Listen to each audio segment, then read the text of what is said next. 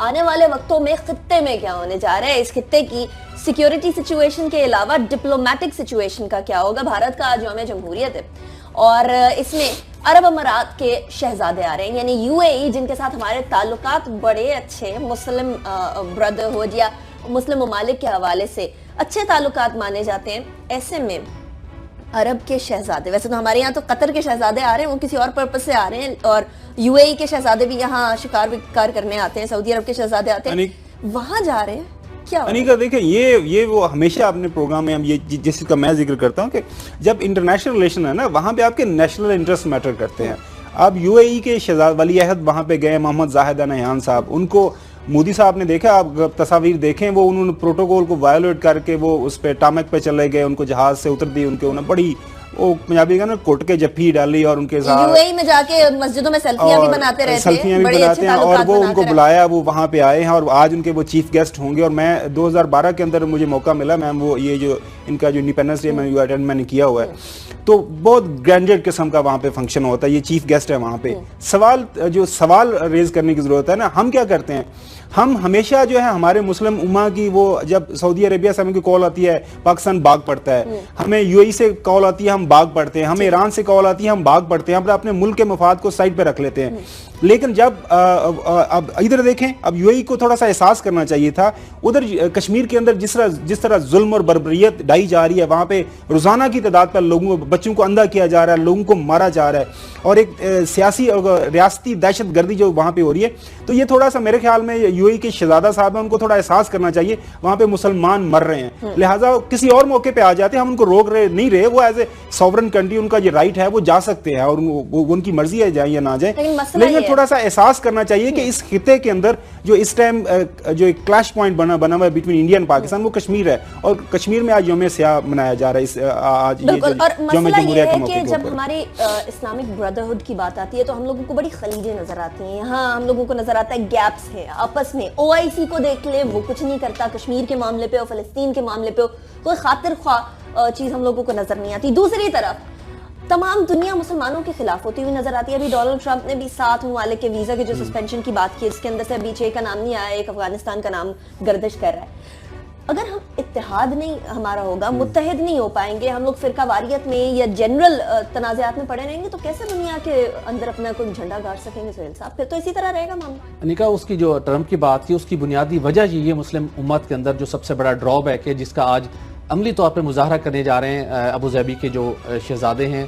भारत जाकर, जब कश्मीरियों के अंदर कश्मीर में इतने जुल्म हो रहे हैं, जुल्म बर्बरियत की नई दास्तानें उन्होंने वहाँ पर रकम की हैं, तो यही वो अप्रोच है जिसकी वजह से 7 ममालिक के ऊपर पाबंदी लगने जा रही है और दुनिया भर के अंदर मुस्लिम ममालिक को मुश्किलात का सामने। सिर्फ यही नहीं, शेख शहजादे जो हैं वो न सिर्फ वहाँ जाके यौम जमहूरियत की तकरीब में शिरकत करने जा रहे हैं, बल्कि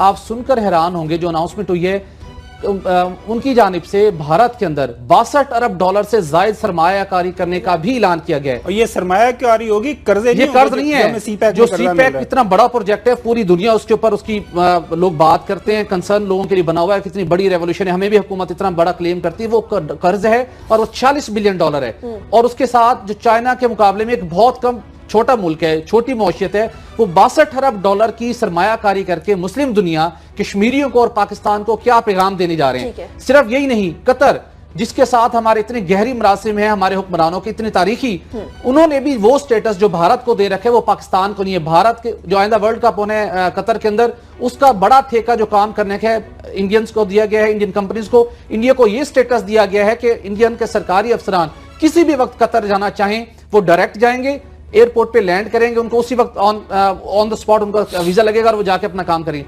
पाकिस्तानियों के लिए कतर जाना किस कदर मुश्किल है, कोई अंदाजा नहीं लगा सकते। घुमन साहब ने शुरू में बहुत अच्छी बात की, नेशनल इंटरेस्ट, यहाँ पे जब इंडिविजुअल इंटरेस्ट के ऊपर काम होगा ना, तो फिर यही चैलेंजेस और इन्हीं तबाही का हमें सामना करना पड़ेगा। नेशनल इंटरेस्ट जब सामने नहीं होते तो फिर इसी किस्म की जो उसके अंदर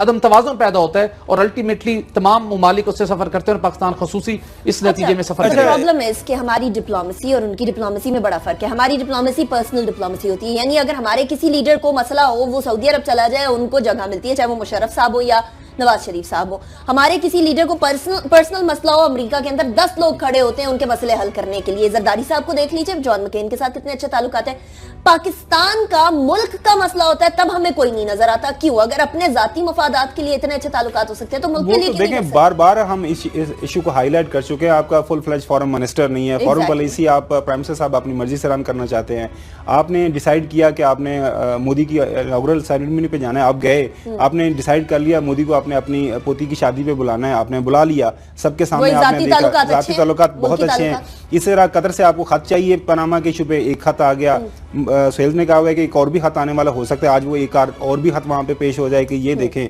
ये वो दलाइल हैं, ये वो शवाहिद हैं जिसकी बेस पे हमने लंदन में फ्लैट खरीदे। इशू वहीं पे आ जाता है कि जो नेशनल इंटरेस्ट है वो आपका प्राइम होना चाहिए। नेशनल इंटरेस्ट पे आपका कोई पूरी दुनिया के अंदर ये तो एक कहते हैं एस्टैब्लिश्ड प्रिंसिपल है, आज से नहीं सदियों से आ रहा है कि जब आपके नेशनल इंटरेस्ट है वहां पे आपका पर्सनल इंटरेस्ट बिल्कुल साइड लाइन हो जाना चाहिए। एक जो डोनाल्ड ट्रंप की बात की, अभी जो इंटरनेशनल मीडिया में जो बाकी ममालिक की उसको लिस्ट में, उसमें शाम है, इराक है, ईरान है, लीबिया है, सोमालिया है, सूडान नाम आ रहे हैं। अल्लाह का शुक्र है अभी तक पाकिस्तान का नाम नहीं आया,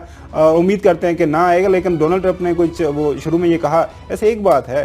डोनाल्ड ट्रंप ने जो बातें की थी वो सारा उस पर अमल कर रहा है। पहले उसने देखे वो Obama care reverse, Mexican war order हो गया, बनेगी अच्छा सुने तो सही ना।